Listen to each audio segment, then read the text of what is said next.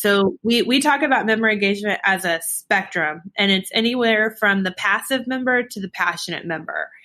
We're gonna provide opportunities across that scale, passive to passionate. But the reality is we're gonna put the most resources in that middle to end, somewhat engaged through passionately engaged member, because that's the one who's going to stick in this business when the market turns.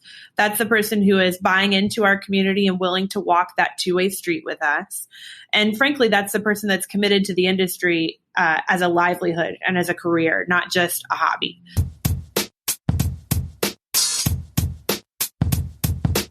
You're listening to the Real Estate Sessions podcast. Join us as we get the stories of the leaders in the real estate industry.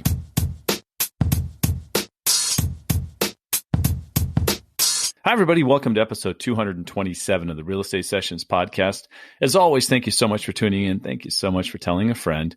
And today I'm headed off into the association world once again. I really love talking to CEOs of either local, state, and one day I'm sure hopefully a national real estate organizations, because they're so connected to what's going on a lot of different aspects of the business. On this episode, we're going to talk to Emily Chenevert. She's the CEO of the Austin Board of Realtors.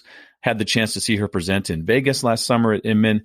She was an MC and a host on stage at Inman Connect in New York just recently. They are doing some really cool stuff in Austin, very tech-savvy things. The podcasts they're doing, lots of video, really, even the way they identify and connect with their members, I think is really cool. So let's get this thing started. Emily, welcome to the podcast. Thanks so much. I've had the chance to see you at Inman now a couple of times, more than once, and I really want to talk about that a little bit later in the episode. But my first question is, because you're right in the heart of Texas, in Austin, really cool, hip place. We're going to talk about that too. But are you a native of Texas? Oh, yeah. Yeah, I'm born and raised in Dallas. I went to UT and then never came home again, much to my father's chagrin.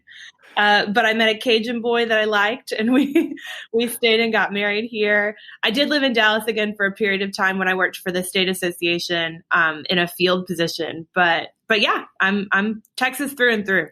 Yeah. So, Texas, everything's big in Texas. Yeah. We've all heard those stories and things, but give me, for people, there's got to be, you meet people all around the country. Mm-hmm. What's the biggest misconception about a Texan? Or Texas in general? Yeah, I mean, there are still those people that think that we ride cattle down the street, which is inaccurate, especially in Austin, Texas, because it's so techy and just modern. The hair is probably bigger. There's a true statement there. And I'm not a natural blonde, so that's happening also. But, I think generally people think that it's not as sophisticated a place, like that the big cities are not as big city as Manhattan or LA or whatever. But it is. It's a really booming economy. The state's done a great job of keeping the tax burden low for businesses, and we continue to be the place that people fly to when they feel like they're getting priced out of their markets. Yeah. I'm with Fidelity National Title, and we have massive operations in Texas. Mm-hmm. I mean, the commercial side of the business there is incredible, right? I mean, yeah. Houston and Dallas just growing and growing. Yeah. Yeah. Austin nets 240 people a day. Is how fast we're growing. So, and we're not well equipped for it in the sense that we haven't planned the infrastructure for that, but we're going to be right up there with Houston and Dallas and really faster than we know. So I always like to go back a little bit in time with guests, and so far only 6 out of over 200 have known they were going to be in the world of real estate at a younger age. Mm-hmm. So let's just start with, we'll say 15-year-old Emily, you're in high school. Are you thinking about real estate at all? Absolutely not. No way, shape, or form. Right. So what were you thinking about? I think I thought I'd be an attorney, and I took one constitutional development class in undergrad and was like, forget that. This is not for me. I like to say that I play an attorney on TV, given some of the circumstances that we've managed here at the association. But I guess I thought that I would be successful if that's what a 15-year-old thinks. But I did not know that I would be involved in the world of real estate. You talk about an attorney. Now, I know there's in-house counsel and counsel with the board. Mm-hmm. So you probably have lunch with an attorney regularly. I'm just thinking. Unfortunately, we've been talking to them more than I'd like of late. Yeah, I mean, it's just part of the gig, especially with MLSs. It's such a litigious world right now that we're in with the MLS. So we're learning, and I'm learning a lot, and they're definitely a big part of our world, and they're part of our team. Yeah, exactly. You said UT. We got to talk Longhorns for a second, right? I love Yeah. talking college sports. And so, first of all, was in Dallas. Did you know you were going to UT? Yeah, so I wanted to go to CU Boulder, and it cost 3 times as much. So, so my sweet father talked me off the ledge, and Austin was definitely next. Okay, Yeah. good. And so then the tough question, I'm trying to think, I don't remember this very well, but your time frame was kind of early 2000s, right? While you were in university. Yeah. Did Texas get a win over Oklahoma while you were there? We had one win, and I'm trying to remember if it was my junior or senior year, but we had one. Yeah. Well, that's good. Yeah. That's better than some undergrads go through their whole time, right? Yeah. Well, it's true statement. Yeah, OU still sucks, even at 9:11 a.m. on a Monday. And Nice. but yeah, I mean, Longhorn football, there's nothing that beats it. It's so fun. Yeah. I mean, I still think of Vince Young. I think of that USC, the national championship. I mean, that had to be just incredible. Yeah. Yeah. It's Cool. definitely a marker of our time in college. Yeah. Let's talk about what you do right out of school then. So what was your first job? Because you weren't, you didn't know real estate was going to be there, but was that where you ended up? Yeah. So I have kind of a funny story. I started first at the association, at the Austin Board of Realtors, because my father's boss, her husband, was Rich Thomas, who was the AE and CEO in Dallas at the Metro Texas Association of Realtors. So when I graduated, I needed to find a job. And they reached out to David Foster, who was the CEO here at the time, and said, do you have any positions? And he had a line position that I started in.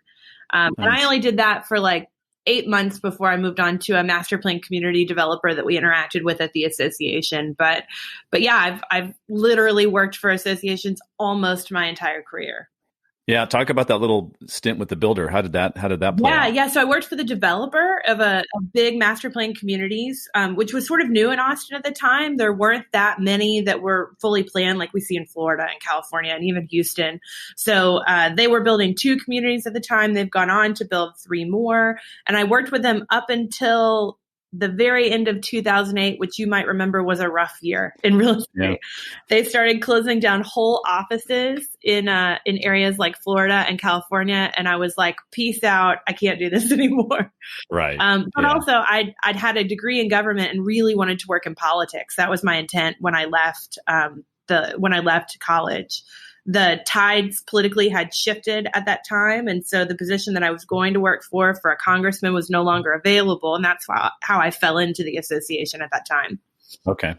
Let's talk about the roles you've played in the association world. You mentioned you started off at ABOR, but then you worked for the state. Right. So what were some of the positions you held in, because I'm thinking as the CEO now, all of those were these building blocks to get you where you are now. Yeah. My first real and tenured position with the association was in the government affairs department. And, and that was great. It was a match made in heaven because I knew and had worked with the realtors at the developer.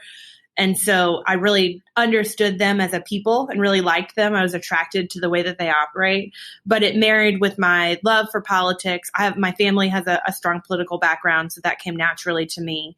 And what happened is the government affairs director at the time left on military leave about a month into my stint. So I was in the department alone at a time that the biggest issue the association had faced in a decade cropped. And so I was by myself managing through a pretty aggressive issue, which turned out to be the best thing that could have ever happened to me. How old are you here?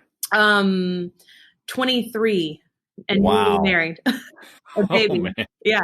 I can't even imagine. I can remember the city of Austin mayor yelling at me at the time saying, "You're just a juvenile." And I turned back and said, "I'm running another $100,000 in ads until you fix this." And it was wow. It took a little moxie to make it work. Yeah, I like that. So then, what drew you over to work for the state association?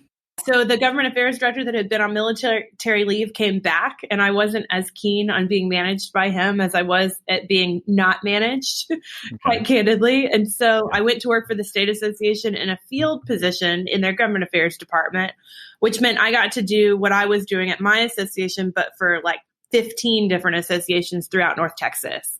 Gotcha. And I really liked the pace of being able to serve all those different markets, all those different municipalities, an association of every size, and getting that kind of state association perspective. Well, you're now the youngest CEO that ABOR's ever had. Mhm. You're also the first female CEO Yeah. of the Austin Board of Realtors. It took a minute. Congratulations on congratulations on just a bit Yeah. on both of those. Thank you. Let's talk about the path that led to that, because Sure. are you a couple years into it now? Am I about right there on the timeline? Yeah, I'm 2 years in. So basically, I came back to ABOR from the state as a government affairs director. I came to work under someone who was willing to expand my role first into communications, and then I became the chief operating officer of the association. And then our association hit rock bottom. We had a really bad 2017. We had lawsuits and ugliness that you can go read about at Inman or the. I believe I did while it was happening. Everybody reads it when it's happening. And I stood to really be harmed by that, in the sense that I was the number 2 at a time that there was a lot of really bad stuff happening. But I steered my ship right. I had done right by our members and ultimately landed in the position of interim CEO. And so I went on what I call my longest ever job interview, which was 6 weeks as interim CEO, while the board initially intended to launch a national search, and then later decided that I was the person that they wanted, and they named me the CEO. I've interviewed a handful of CEOs of associations at the state and local level. Yeah. And I always like to talk about this because you're with a not a nonprofit, but a not-for-profit, right? Is that what the association is considered? Well, yeah. I mean, and I run both the MLS and the association, and often we wholly own it. So the MLS is a little different, but yeah. Right. So you answer to an executive board or executive committee and a board of directors that are made up of volunteers who are elected either annually or maybe twice or every 2 years. And that's who is responsible for kind of you keeping your job. Yeah, doesn't that sound fun? 17 people get to decide my future. We put contracts in place to help with that, but yeah, I mean, I would be lying if I said that my background in politics does not benefit me in this position now. It's one of the reasons that you see a lot of former government affairs directors become AEs and CEOs, although many of them do it without that operational stint first. And I'm really lucky to have had that exposure to the way that we are organized and strategic thinking. But it's hard. It's hard to manage that many personalities. In Austin, there's not an executive committee, so I very literally have 17 bosses. But, if you stay in lockstep with your leadership and you are candid when you're not in lockstep and try to fill your gaps, then you can stay where you are and be really successful. And that's what we've done. Your ability to handle different personalities, different people, has probably grown exponentially in just 2 years. But you had that coming in, which is what you're saying. Yeah, I mean, I worked with realtors for so long. I had a sense of what I was coming into. Now, when you directly report to them, it's different. And then when you're also responsible for 52 people's careers and their livelihood, there's a different level of pressure, in the sense that I am the one employee of that board. But what happens with me impacts them. And so, you're constantly thinking about which way you're being tugged. Yeah, I think that's important to point out, that you're responsible for the rest of the staff. You're in charge of hiring and deciding, who's going to be where and what role it's going to be filled. Right. And obviously with input maybe from some of your leaders, some of your volunteer leaders. Talk about the importance of volunteerism in the world of real estate. Yeah. I mean, the reality is, we are built on their vision and their work and blood, sweat, and tears. And so there are times that they can be frustrating, and there are times that I frustrate them. But at the end of the day, we're a team. They've got a vision that they want to see come real for this organization, and I can put the tactics and the people in place to make that happen. But it wouldn't be happening if not first for their vision and their commitment to what this organization can be. And so we work in tandem. Let's talk about something more fun. Let's talk about Austin. So I have to be very honest here. I have never been to Austin. What? San Antonio, Houston, Dallas, El Paso. I just haven't, You've not been to Texas until you've been to Austin. I know. So tell me what I'm missing. Look, South by Southwest, I know I'm missing that. Yeah. Tell me some more about your town. Yeah. I mean, it's quirky is the best way to describe it. The slogan, "Keep Austin Weird," is totally an accurate portrayal of the nuance in it. It was small for a really long time and still wants to be small, but it's not. It's getting bigger every day. Definitely the tech environment here that's grown over the last really decade is starting to change the culture a little bit, and certainly changing the economic environment. But it's just a good place. It's got the best of, of what a city offers, but it's alongside such a beautiful natural environment. The river runs right through the middle of it, and the hill country is not that far. And so it's everything from, line dancing at the Broken Spoke to tech ventures and all kinds of things. It's awesome. I love that. I love how passionate are you about your hometown now. That's great. Talk about how tightly the association works with local government. You have a lot of independent contractors that have some power. That's a better way. Yeah, we're the largest professional trade association in the city, with 14,000 people that build this community every single day. And we don't let the city council forget that. But I will say we're the blueberry in a red state. And so there's some political dynamics with that. And also, Austin is a very independently minded community. And so our city council pushes the limits on what is acceptable in our business and acceptable in terms of private property rights. And we are constantly working in advocacy. So who is your government affairs person now? Is that someone you're able to bring in and bless her heart. It's hard to work for a former GAD as a GAD, but she's doing it. Her name is Amy Everhart. She knows nothing of the association world originally. She came from the mayor's office. And so because I knew the association so well, I wanted somebody that knew the politics and the people really well. And that's what Amy does. And she's learning the association. She's doing great. So you handpicked her to bring her in for the role. I haven't recruited her. It was hard work. That's great. Yeah. Let's talk about some of the initiatives the board's doing. And I know you're a big force behind a lot of these. Of course, I'm going to start with my favorite. That's the podcast. Scratch that. Yeah. First of all, give me the origin story of the title, because I dig the title. Oh yeah. Well, I have to give kudos to Tracy Weir with August Partners. She was the one that thought of it. I said, I want to. She's actually the one that said, I think you should do a podcast. And I was like, well, that's like a dream, but that sounds very hard. She said, no, if anybody could talk fast and do the things, it's you. And I think it would be really fun. And it has turned out to be super fun. But I told her I wanted to talk about real estate in a way that wasn't just Inman headlines and on the surface. And she said, you want to scratch the surface and, dig a little deeper. And I was like, yes, it's exactly what I want to do. And she said, well, you want to scratch that. So that's where we landed. That's awesome. Yeah. I love it. So talk about what the vision was when you first started, because you kind of, sometimes there's not a guest every show, right? There's a guest every show. Is there a guest? Okay. I only have one episode that was in-house staff and me. Oh, okay. That's what it was. Yeah. So you talk about what the vision was initially. Obviously, it's going to be very local. I think it's got to be driven towards what's happening in Austin, even though there is a national perspective as well, right? Yeah, it's so interesting. My intent was really to provide this resource for our members and to say, look, I travel in Inman and NAR meetings and T3 and all that good stuff, and I've got exposure to these big national trends that many of my members are never going to get because they can't travel like that and they're not going to. And so I wanted to kind of bring that conversation back home to them. But what's interesting is only a quarter of my audience is in Austin and only half is in Texas. And it's listened across 14 different countries globally. And so it's really grown into this different kind of audience, which I now have to be mindful of, but still serve my members. So it's been kind of an interesting evolution. But what I like to do is talk to people that I like and talk about things that I think are really interesting. And sometimes that means we talk to, a doctor out of Boston that believes that housing is as important to health outcomes as a vaccine is. And then sometimes we talk to the CEO of Redfin because, that's clearly Glenn's got an impact on the business. He kind of does. Yeah, but it's really varied and I'm trying to just keep it fresh like that. What else is the association looking towards, or you, on the tech side of things or communication? Are you thinking about we got flash briefings now with Alexa, or there's also video. So talk about what else you're doing. Yeah, we do a ton of video. We have an in-house videographer, which we're really lucky to be able to have that resource. But he's just really taken us to the next level in terms of telling our members' story.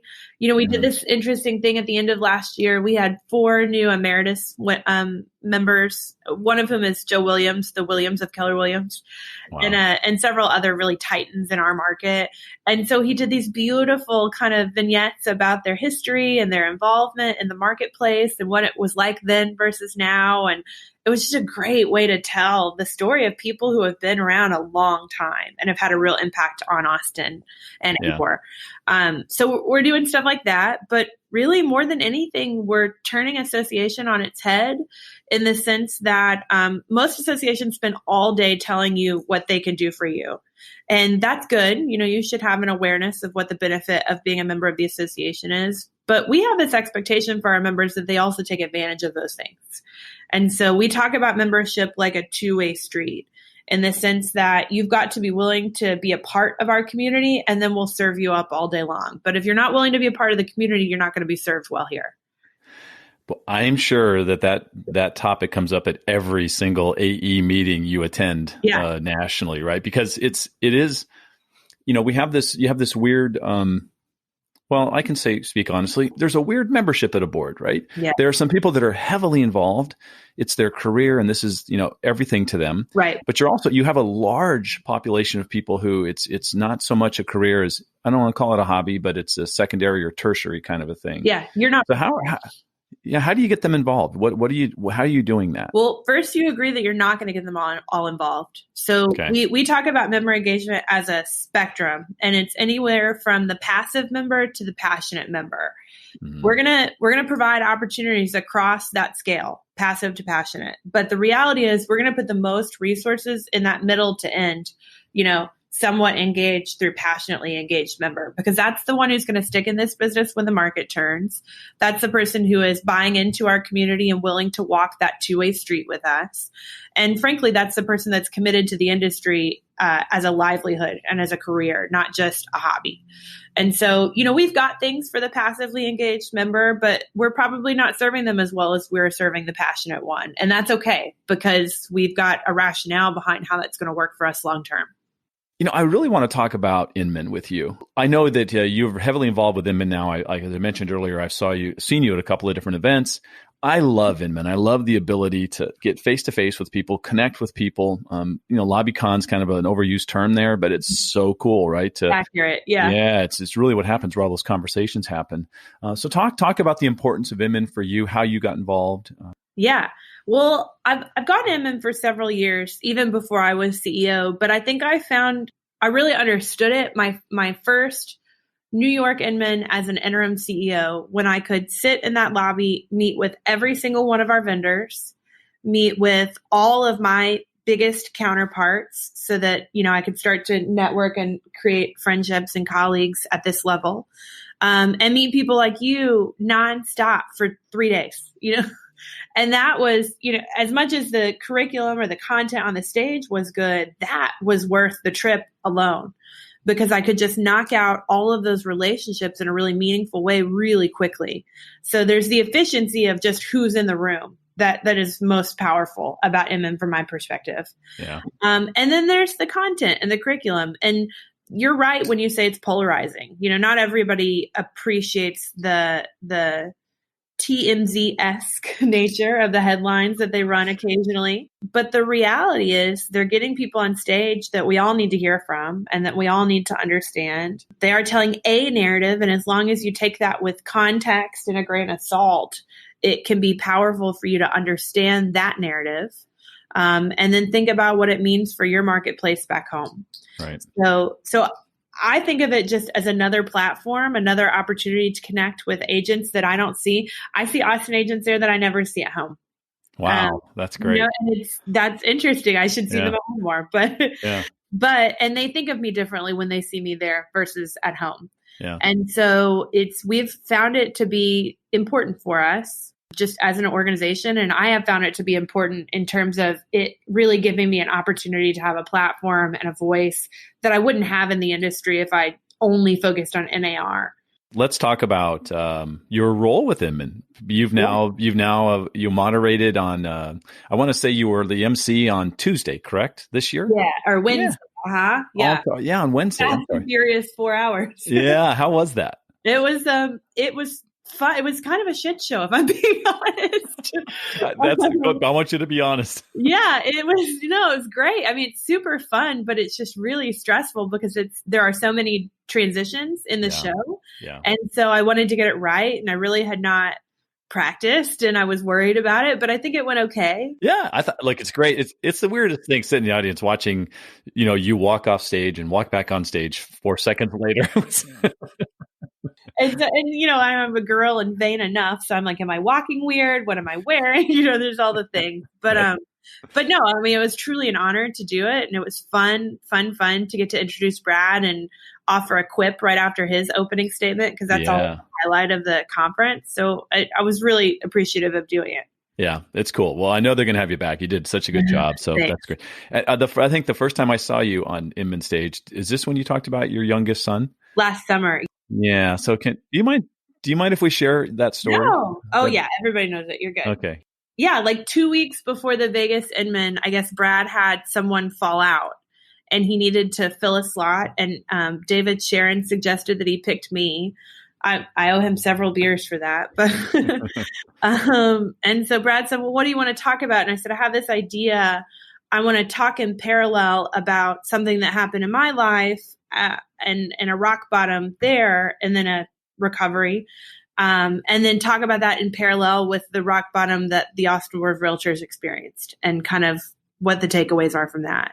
And so the story I told was about my youngest son. I have 2 boys, 8 and 5. And my little one, Barrett, who we call Bear, was known to be in kidney failure in utero. And so I lived 6 weeks in the hospital with him while he was cooking, to the point that he would be big enough to have interventions that he might need when he was born. And he was born and moved to the Children's Hospital. And at 3 days old, he had a dialysis catheter placed. And so he lived on dialysis until 3 weeks before his 2nd birthday, when he had a kidney transplant that was given to him by a live, unrelated donor. Yeah. Can I ask how old the donor is? Yeah, they're adults. Yeah. So Wow. a kidney transplant happens with an adult kidney, although she's young. She's like my age. She's our age. Okay. And so they just go in a little bit of a different spot in the body than if you were having a kidney transplant as an adult. Wow. But yeah, for a while it was crazy. You could tell where it was. You could feel it. Super weird. But not now.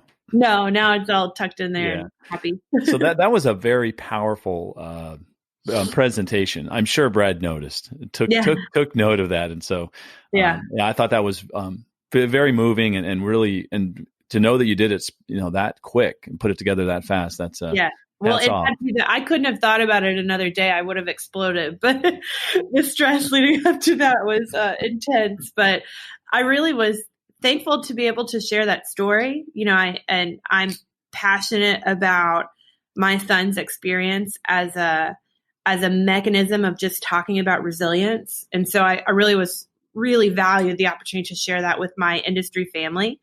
And there really is a parallel to things that we experience in business. And so I've seen that in my life, and to be able to give that gift to others was really, really powerful for me too.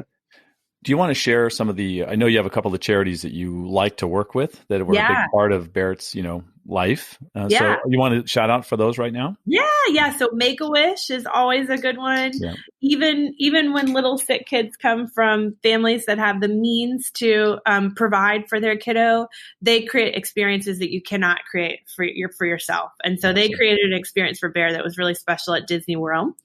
Also, the National Kidney Foundation provides resources for both pediatric and adult kidney patients, those that are in failure and even those that are just living with kidney disease. And I think everybody ought to get a urinalysis every year, not just your blood work, so that you can be sure your kidneys work. Awesome. Because they do a lot of things. Emily, I've had you here the half hour I asked, and I know you've actually got a little fun event coming up at your board this afternoon as we're recording this. So I'm going to ask you the same question I've asked every guest since Jay Thompson back in episode 1, and that's, if you could give one piece of advice to a new agent just getting started, what would it be? I would tell them to get involved in their association, which is, not ironic given my position. But the truth is, if you want to build really fast friendships and relationships in this market, if you want to know what resources are available at your fingertips and have the best education you can get as you launch your career, that's the place to do it. Yeah. If someone wants to reach out to you, what's the best way for them to do that? Yeah. So social media, I'm big on Instagram at Chenevert. And then also you can always email me, Chenevert@abor.com. Cool. We'll put all those links in the show notes so everybody will be able to find you really easy. Okay. Emily, thank you so much. It was really an honor to talk to you today. And I love what you're doing, and keep up the fantastic work in Austin. It's a lot of fun to watch. Thanks, Bill. Appreciate you. Thank you for listening to the Real Estate Sessions podcast. To leave a review or rating, go to ratethispodcast.com/RE sessions. You can also subscribe to the podcast at your favorite podcast listening app. Finally, you can go to therealestatesessions.com and subscribe to our email newsletter and be notified whenever a new episode is released. New episodes of the Real Estate Sessions podcast are released every Tuesday.